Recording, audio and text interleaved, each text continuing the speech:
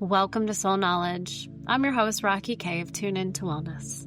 We are souls having a human experience, and this podcast is where we remember that. Your soul has lived lifetimes. It has a history, a purpose, and a wisdom that goes deeper than anything your mind can analyze. My work through Reiki, hypnotherapy, past life regression, subconscious healing, and intuitive transformation is to help you not just learn about your soul, but to actually know it. Here I'll be sharing real stories from real sessions, lessons from the unseen, and truth telling about what healing really looks like.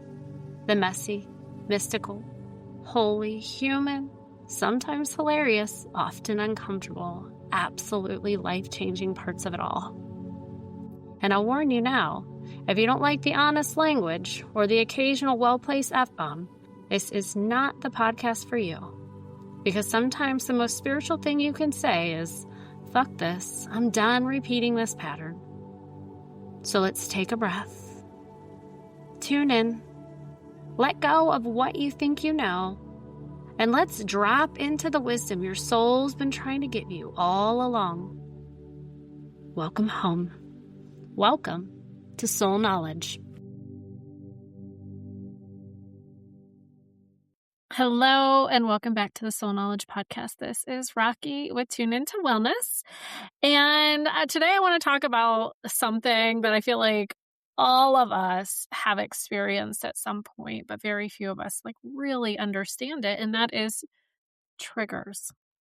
So those moments where someone says something or something happens, and it could be something like an odor of a cigarette smoke, and suddenly, your mood changes.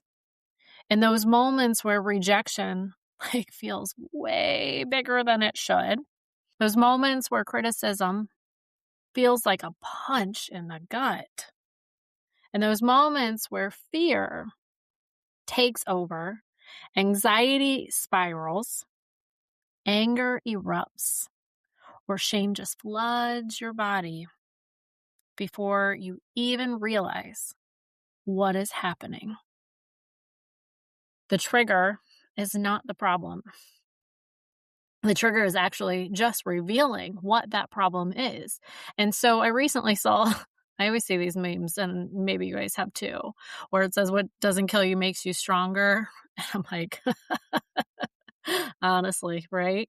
But then I laugh because then I saw this one that says, at this point, I'm strong enough to bench press a Cadillac. Yeah, I'm right here with that one. So, and because I totally relate to that, and I laugh, and I shouldn't say take all these problems lightly, but it is kind of funny, right? I'm really strong at this point, and I'm proud of myself for that. But at the same time, shit, can I get a break over here, right? But I think so many of you guys can relate to that. I mean, life, it requires us to become so incredibly strong, strong through heartbreak, strong through loss, strong through divorce, strong through illnesses, strong through financial stress, strong through raising children. And let's talk about the adult children too, because that's where I'm at right now. Strong through taking care of aging parents. Yeah, right there too. Strong through building businesses. Hello. That's 100% me, right? But strong through surviving things we never imagined we have to survive. And because we survive them, we often assume that we've healed them. But survival and healing are not. They are not the same thing. And I want you to let that really sink in, okay? Surviving, healing, not the same. Many of us become experts. I'm going to raise my hand on this one, right? Become experts at functioning while being completely wounded, torn open. We become experts at carrying pain while smiling. We become experts at coping. But coping is not healing either. Avoiding is not healing. Distracting ourselves, scrolling mindlessly, is not healing. Staying busy is not healing. Healing requires awareness. Healing requires courage. Healing requires turning toward the thing we've spent years trying not to feel. And that brings us to the triggers. So what really is a trigger? Okay. So most people think triggers is something happening outside of them. Someone says something rude. Someone ignores a text. Someone criticizes them. Someone leaves. Someone disappoints them. And for me, a trigger was always hearing a motorcycle. And not like the big cool Harleys. It was like the little fucking crotch rockets, the stupid ones. That was a trigger for me because that's the guy that stalked me. That's what he drove. So that was a trigger for a while. It has no control over me now. Thank God, because I've done this work. But, honestly, like the event itself is rarely that real issue. The trigger is that emotional wound that already existed before the event even happened. Imagine, let's just think about it this way. Imagine that you're walking around with this bruise on your arm. And maybe somebody kind of brushes against you, but you're fine. You're like, it's there, but whatever. But what if somebody touches you or even squeezes it? You feel that immediately. And you want to jump out of your skin because the bruise is already there. And that touch just revealed it. Emotional triggers work exactly the same way. A comment about your weight may trigger feelings of worthlessness. A disagreement may trigger abandonment. A financial setback may trigger scarcity. Being overlooked may trigger old wounds of not feeling like you are enough. The trigger isn't creating the pain. It is exposing it. And that exposure is actually a gift because we cannot heal what we refuse to see. And that trigger is helping us to show us exactly where we haven't healed. And sometimes you think you got it all figured out and you think you have it all healed. And then you get triggered. And then you realize that maybe there's something else there. There is another layer that needs to heal. And I can tell you, healing is layer after layer. And I know, I have gone through and I've done healing in many areas of my life. And then it's just I got another thing. Okay, let's go look at this. Let's figure this out, And we continue doing it. We keep peeling back those layers to where eventually, it doesn't even bother us at all. So one of the biggest things I see in my clients is that they're living so much more on autopilot than they realize. And before you get defensive and say, oh, no, not me, I want you to hear me out, okay? Autopilot doesn't mean you're lazy. Autopilot doesn't mean that you're unaware. Autopilot simply means you're reacting from old programming rather than consciously choosing your response. So you think about many decisions you make every day, like how many emotional reactions you have every single day of your life, and how many beliefs are operating beneath the surface day in and day out. And you think about it, most of them just happen automatically. If someone rejects you and your immediate response is, I am not good enough, that is autopilot. And if someone disagrees with you and your immediate response is, I need to defend myself, that is autopilot. If success shows up in your immediate responses, this won't last, that is autopilot. If someone loves you deeply and your response is, when are they going to leave? That is autopilot. These reactions often formed years ago, sometimes decades ago, sometimes in childhood, sometimes through trauma, and sometimes through repeated experiences. And sometimes you don't even have the ability to recall where it came from because it was something that was said. And in hypnotherapy, people have gone back in the womb. And that is where that belief started. That's where the autopilot started. That's where the patterns started. And sometimes even in past lives, like these things are so programmed into who you are at your core that you don't even realize or remember or know how it even started. And from that moment forward, wherever it was that they started, they became part of the lens through which you view the world. And the problem is that we often mistake these patterns for who we are. And they're not who we are. They're simply programming. And programming can be rewritten. So why we keep repeating the same patterns? Let's talk about that. Have you ever noticed that life seems to keep handing you the same lesson in different forms? I'm talking like different partners, same issue. Different job, same frustration. Different friend, same wound. Different circumstances, same emotional response. And this isn't because the universe is trying to punish you, I promise. It is because life is inviting you into awareness. Patterns repeat until consciousness interrupts them. Okay, listen to that again. Patterns will repeat until the consciousness interrupts them. So yeah, the lessons keep returning because the healing hasn't happened yet. The lesson has not been learned. You are not even aware that it's a pattern until you do become aware.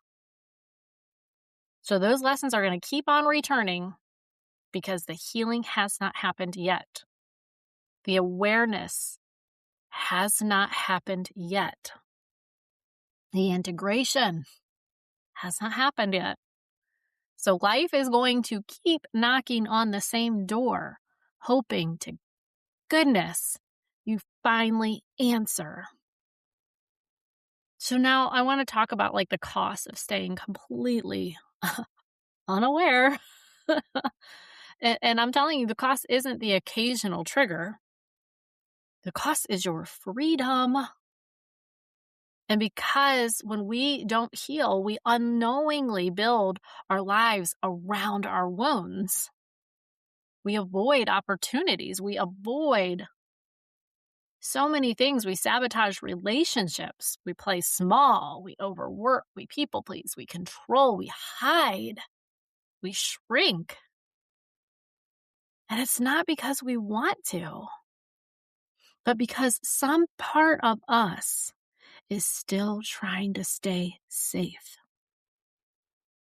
The wounded version of us becomes the decision maker. And we don't even realize it is happening because it is all happening on the subconscious level. And even sometimes on the conscious level, we may become aware of it fully. But it's not until we get into that subconscious and shift it around that we really can change these things. And that is why I believe in hypnotherapy and quantum time technique. So let's talk about what true healing really looks like, because I feel like we need to understand where we're trying to get there, right? So healing right now, I just want to tell you, it doesn't mean that you're never going to get triggered again. Healing means that the trigger loses its power. Healing means that you can observe your reaction instead of becoming it. Healing means you can pause, choose, and respond. Healing means your nervous system no longer treats every challenge as a threat. And I'm telling you, healing means freedom, that wildly free feeling. Freedom then You get to create, you get to trust, you get to love. However, it is that you want freedom to move through your life without carrying the weight of all these old stories. And when we heal, I really want you to I want you to hear this from me, okay? We're not returning back to who we used to be. No, we're taking the wisdom and we are evolving and learning. Healing is responding to the stress of life in a grounded, more peaceful manner.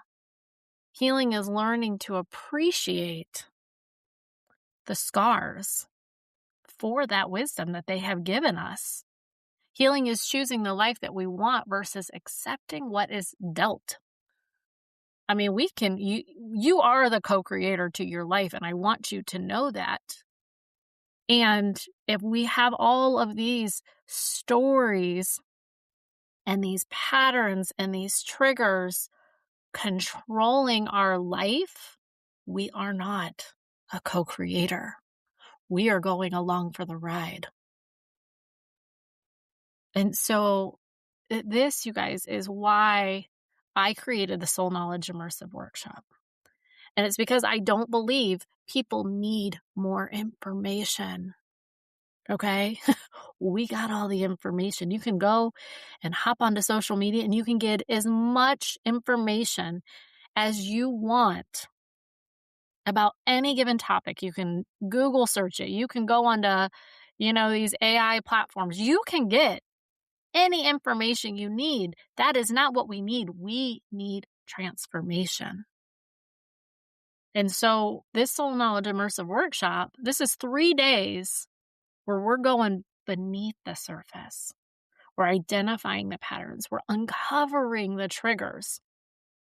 We're exploring reoccurring themes that continue to show up in your life. And we're looking at the subconscious programming running the show. Okay?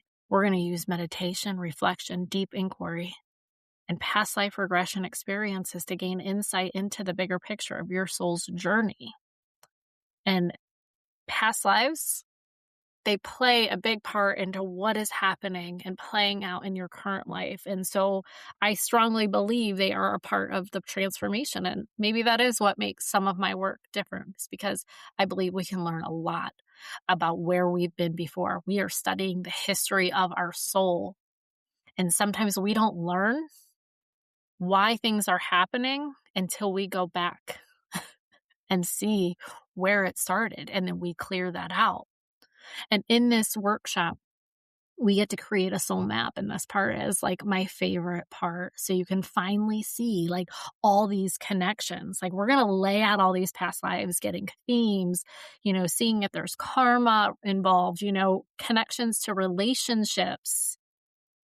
And this soul map, we're going to start to link it all together because we're going to do at least 5, I believe, past life regressions in this workshop. So we get to see a lot of really cool stuff. And in this workshop, we're going to develop a decision filter that helps you move through life consciously rather than reactively. So you think about how you react to things. We're going to shift that around. And so perhaps most importantly, we're creating a lot of awareness. And awareness, I really believe, changes so much. And the moment you see the pattern, you stop being controlled by it, because now we get to start making decisions. And in the hypnotherapy, we get to go and shift that and fix it. And the moment we understand the wound, we stop being owned by it. The moment we identify the trigger, you stop becoming it. And that is where the freedom really happens. So now if you're feeling stuck, if you keep repeating the same patterns, if you know there's more available for you but can't seem to access it, if you're tired of surviving and you're ready to start living intentionally and in purpose, I want to invite you to join me for that Soul Knowledge Immersive Workshop on August 21st to 23rd here in Virginia Beach. And if you happen to be listening to this and those dates don't work, or it's after those dates, please check my website for the next time I'm offering this. This is going to be offered at least twice a year. And I just want to say this isn't about fixing you, okay? Because you are not broken. This is about helping you understand yourself so deeply that you can finally stop fighting yourself. The strongest people I know aren't the ones that keep on carrying more. They're the ones who finally put down what was never theirs to carry. That person that has strong boundaries, like, that's not my shit. Those aren't my monkeys, not my circus, all that good stuff. Those people are the badasses. And maybe that's your next chapter. Not becoming stronger, becoming freer. So until next time, please tune into your body. Your body has all of the answers. Trust your soul and remember, the answers are always, always inside of you. Until next time.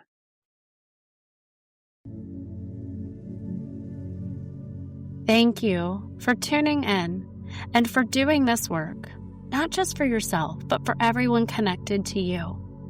If this episode stirred something in you, trust that. Share it, leave a review, send it to someone whose soul needs it. Your voice and your ripple matter. And if you're ready to go deeper, to explore your past lives, heal your patterns, reconnect to your soul, or work with me one-on-one, head over to tuneintowellness.com or connect with me on Instagram. Until next time, trust what you feel, honor what you know, and remember, your soul already has the answers. Be bold, be light, be you. I'll see you next time on Soul Knowledge.